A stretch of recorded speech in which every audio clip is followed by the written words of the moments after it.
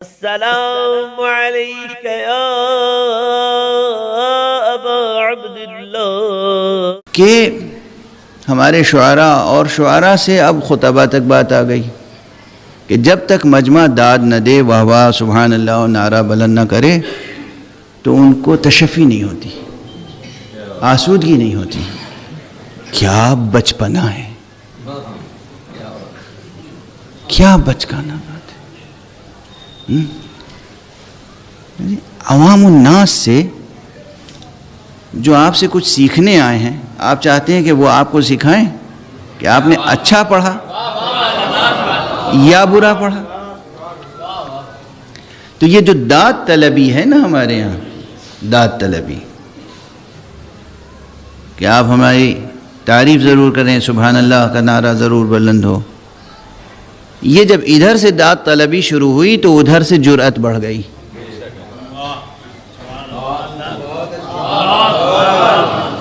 جرأت بڑھ گئی۔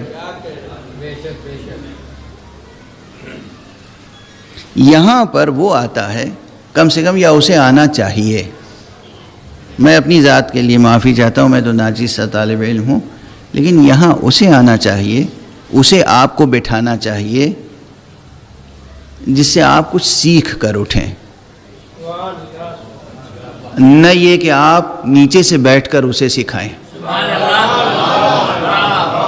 مطلب یہ تہذیب کس رخ پر جا رہی ہے، کس رخ پر جا رہے ہیں ہم، جا کدھر رہے ہیں؟ کس طرح کا مذاق طبیعت پروان چڑھ رہا ہے، کس طرح کا ذوق طبیعت پروان چڑھ رہا ہے۔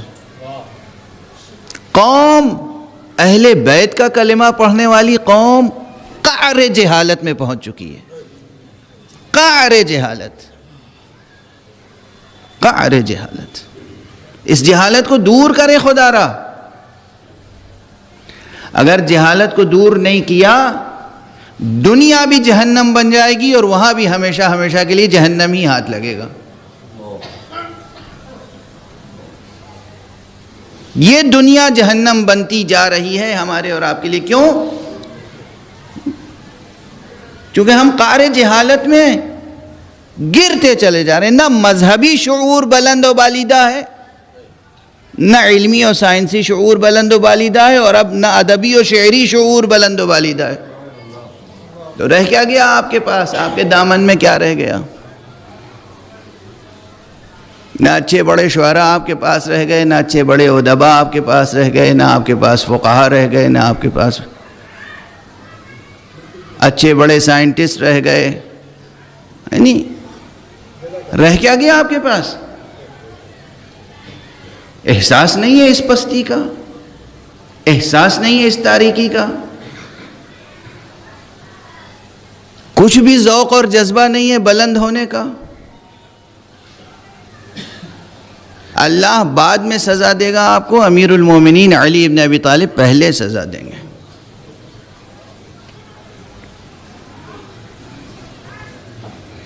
میرا جی تو چاہ رہا ہے کہ اس سے زیادہ بھی تلخ تر گفتگو کر جاؤں تاکہ آپ نہ بھولیں مجھے، لیکن بس ایک صلوات پڑھ کے آپ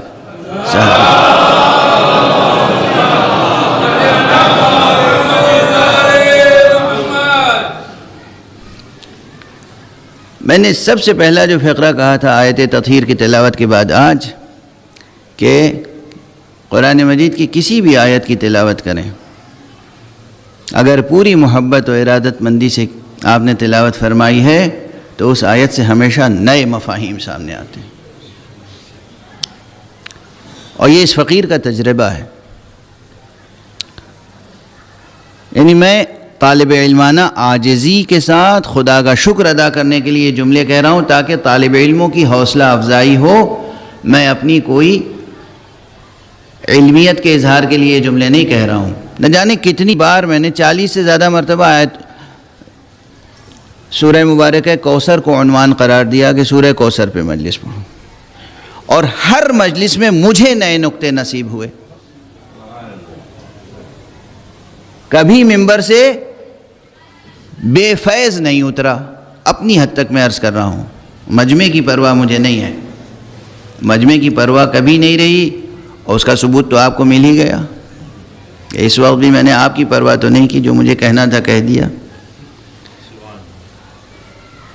منبر پر جب بھی آیا اور جب سورہ کوثر کی تلاوت کی، جس آیت کی تلاوت کی، اگر مکرر کی کچھ نہ کچھ فیض ضرور ملا، یعنی خود طبیعت کو سیٹسفیکشن ہوا کہ ہاں آج ہمیں ایک نیا نقطہ نصیب ہوا۔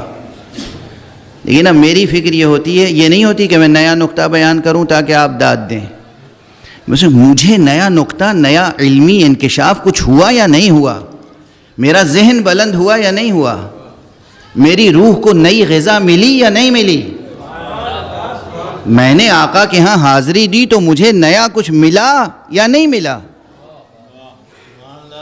اگر نئی کوئی چیز نہیں ملی تو اس کا مطلب میری حاضری میں کوئی تقصیر رہ گئی، کوئی کمی رہ گئی، ورنہ وہ کریم ہے۔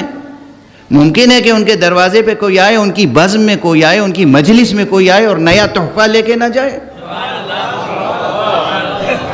اور ہمارے تو ہمیشہ جب بھی قرآن مجید کی کوئی تلاوت مقرر ہمیں وہاں سے تبرک نصیب ہوا۔ اب آج وقت گزر گیا اور میری صحت بھی